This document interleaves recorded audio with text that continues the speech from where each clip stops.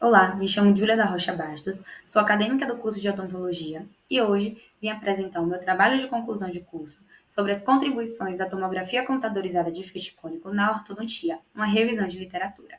Esse trabalho foi realizado por mim, juntamente com a professora doutora Luana Bastos e a professora doutora Luciana Soares. Bom, a tomografia computadorizada de feixe cônico é um exame de imagem tridimensional que apresenta imagens de alta resolução dos tecidos ósseos e dentários. Revolucionou a prática odontológica no início dos anos 2000 e atualmente é considerada padrão ouro nos diagnósticos. Tem sido amplamente indicado em diversas especialidades odontológicas, como na endodontia, periodontia, implantodontia, cirurgia e, por fim, a ortodontia. Quando comparamos a tomografia computadorizada de feixe cônico com a tomografia computadorizada convencional médica, ela possui algumas vantagens, como menor dose de radiação, maior resolução espacial, menor tempo de aquisição de imagem e o custo reduzido do equipamento. Quando comparamos a tomografia computadorizada de feixe cônico com a radiografia bidimensional, como por exemplo a radiografia panorâmica, sua principal vantagem é a reprodução da imagem em três dimensões, sem sobreposição de imagens, além das estruturas mineralizadas estarem em alta definição. Existem diversas aplicações na ortodontia, dentre elas a avaliação da espessura óssea vestibular e palatina, análise do padrão de crescimento esquelético, planejamento da expansão do arco, análise das vias aéreas, entre outros, que mais posteriormente irei abordar com mais profundidade. O objetivo desse trabalho foi reunir informações científicas por meio de uma revisão de literatura sobre as contribuições da tomografia computadorizada de feixe cônico para a prática ortodôntica. Foram selecionados, então, artigos de 2014 a 2024, incluindo artigos clássicos, usando os critérios de inclusão, trabalhos na língua portuguesa e inglesa, disponíveis gratuitamente na íntegra. Já os critérios de exclusão foram artigos duplicados, artigos que não abordassem o tema proposto, trabalhos publicados em outros idiomas e artigos indisponíveis na íntegra gratuitamente. Os descritores foram TC de feixe cônico, ortodontia, tomografia computadorizada de feixe cônico e radiação ionizante. Esses artigos foram pesquisados no PubMed, Lilacs e Cielo, totalizando 42 artigos. Bom, como é que funciona esse exame tomográfico? A fonte de radiação X e o receptor de imagens realiza apenas uma rotação de 360 graus ao redor da ROI, da região de interesse. A radiação é direcionada ao centro da ROI e capturada por um sensor de raio-x posicionado no lado oposto, como se observa na imagem ao lado. A área tomografada é determinada pelo campo de visão, chamado FOV, e esse FOV varia entre pequeno, médio e grande. O FOV pequeno é quando abrange apenas um sextante ou quadrante da maxila ou da mandíbula. O médio é quando abrange a maxila ou a mandíbula. E o FOV grande é quando engloba toda a face e o crânio. Assim, múltiplas projeções bidimensionais são adquiridas em diferentes ângulos, enviadas para o computador e processadas por um software especializado. A partir desse software, algoritmos de reconstrução convertem os dados bidimensionais em dados tridimensionais, permitindo realizar três diferentes tipos de cortes, que é o corte sagital, axial e coronal, além da reconstrução panorâmica e cefalométrica. Uma das indicações para o uso da tomografia na ortodontia é na avaliação de dente incluso. Depois dos terceiros molares, os caninos são mais susceptíveis a sofrer alteração na trajetória de erupção, e suas causas podem ser por fatores genéticos, hereditários, anquilose, falta de espaço na arcada e reabsorção radicular precoce. Nessa imagem ao lado, conseguimos observar com precisão o canino, a sua localização e as estruturas adjacentes a esse dente incluso. O exame tomográfico tem algumas vantagens na avaliação de dente incluso. Ele nos permite avaliar a proximidade com estruturas vizinhas, determinar o tamanho do folículo e a presença de patologias, identificar a anquilose dentária, estimar as condições de espaço, identificar possíveis reabsorções radiculares e definir a melhor direção para a extrusão dentária. Nessa outra imagem tomográfica, conseguimos avaliar com precisão esse canino.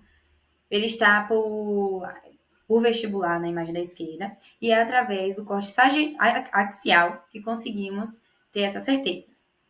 Já na imagem ao lado, a coroa está voltada para a vestibular, enquanto a raiz para a palatina.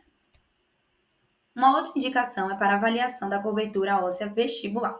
A espessura do rebordo alveolar define os limites da movimentação ortodôntica, sendo as mais comuns a projeção e a retração. quando esses limites são ultrapassados, iatrogenias podem ocorrer no periodonto de sustentação e proteção, como, por exemplo, as deiscências, fenestrações ósseas e recessões gengivais. Assim, a radiografia convencional ela não é recomendada para esses casos, uma vez que ocorrem muitos erros de projeção, ampliação, distorção e sobreposição de estruturas. Assim, a tomografia é uma excelente aliada, uma vez que nos permite medir com precisão a espessura e altura dos processos alveolares, bem como a detecção de sutilezas como deiscências e fenestrações. Nessa imagem tomográfica do lado direito, conseguimos ver justamente essa cobertura óssea, tanto vestibular como palatina, e na imagem da esquerda, o defeito ósseo presente nesse dente. Uma outra indicação é para a instalação de dispositivos de ancoragem temporária. Existem diversas formas para realizar a expansão da maxila, a convencional, a SARP e a PARP. A convencional, ela tem um menor sucesso em pacientes adultos, uma vez que, com o avanço da idade, a sutura palatina tende a se fundir, gerando algumas complicações, como dor, edema, perda óssea, dentre outros. A SARP veio tentando solucionar o problema da expansão rápida da maxila convencional. No entanto, devido à necessidade de hospitalização, o alto custo, riscos inerentes à operação e a alta complexidade do procedimento cirúrgico, faz com que muitos pacientes desistam do tratamento. Com isso surgiu a MARP, que é um dispositivo expansor suportado por 2 a 4 mini parafusos ortodônticos. Esses mini implantes, ou mini parafusos, têm algumas vantagens, como facilidade de inserção, menor custo, independência da cooperação do paciente, dentre outros. A tomografia, então, é uma excelente aliada, uma vez que nos permite visualizar detalhadamente os dentes, as raízes, seus maxilares, fossas nasais, além de nos permitir avaliar a qualidade e a quantidade de osso onde será instalado esses mini implantes. Uma outra indicação é para a avaliação das vias aéreas. O tratamento ortodôntico e ortopédico dentofacial modifica posições dos tecidos esqueléticos, dentários e móveis. Como consequência, resulta em alterações volumétricas das vias aéreas. A tomografia, então, ela é uma excelente aliada, pois nos permite realizar a medição da área, o volume, largura, comprimento, dimensões anteroposteriores das vias aéreas.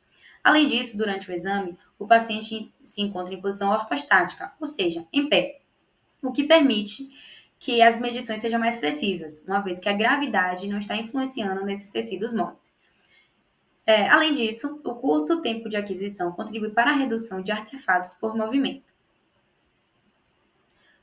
Uma outra indicação é para o planejamento e avaliação da cirurgia ortognática, no qual a tomografia tem várias vantagens, como prever os efeitos dos movimentos ósseos, simulações cirúrgicas, análise cefalométrica, simulações dos cortes cirúrgicos, confecção das guias cirúrgicas e mensuração precisa dos tecidos duros e móveis.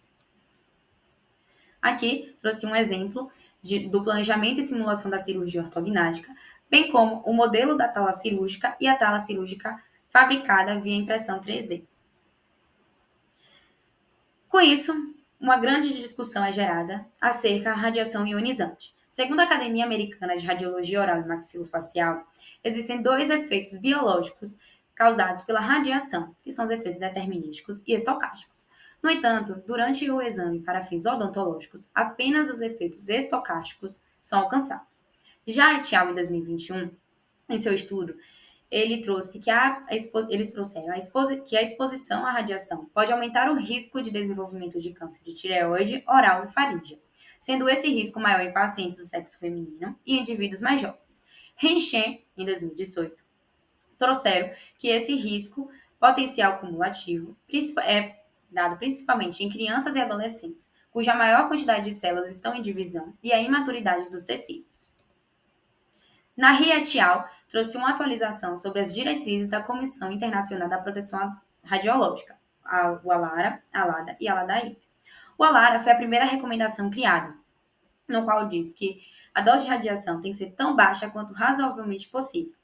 O ALADA diz que tem que ter a menor dose de radiação, de forma que o diagnóstico seja aceitável. Já o ALADAI, que é o termo mais recente, ele nos traz que a dose tem que ser tão baixa quanto diagnosticamente aceitável, orientada pela indicação específica do paciente. Abdel Karim, em 2019, afirmou que não deve ser considerado um método padrão para diagnóstico ortodôntico, uma vez que os exames convencionais, como a radiografia panorâmica, geralmente são suficientes para o diagnóstico e planejamento terapêutico. Garib et al., em 2007, foi contra o que Abdel Karim afirmou, né?